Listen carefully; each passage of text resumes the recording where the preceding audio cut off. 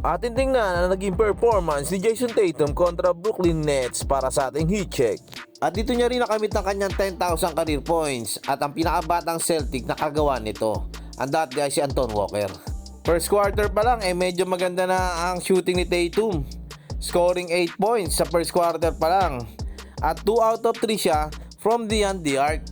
Samantalang sa Brooklyn naman ay ang 22-year-old third-year player na si Cam Thomas ang bumuhat sa opensa ng Nets. Umiscore nga ito ng 27 points, 5 rebounds at may 3 assists. Ngunit sadyang marami talagang option ngayon ng opensa ng Celtics. Nandiyan pa si Porzingis, scoring 22 points at may 3 blocks, 8 out of 10 from the field.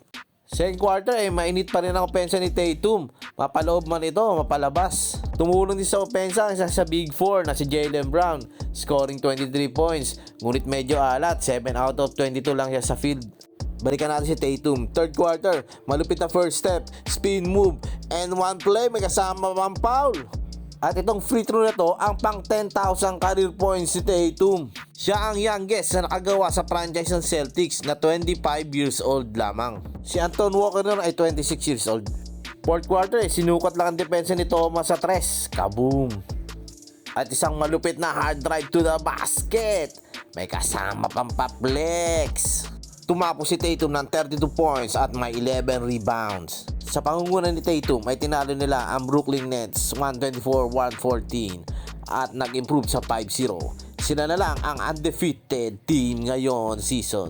After the game nga ay marinig ang nagkukumpulang crowd ng MVP chance kay Tatum.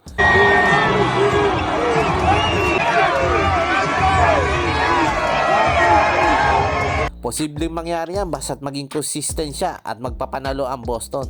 Salamat mga Bogs.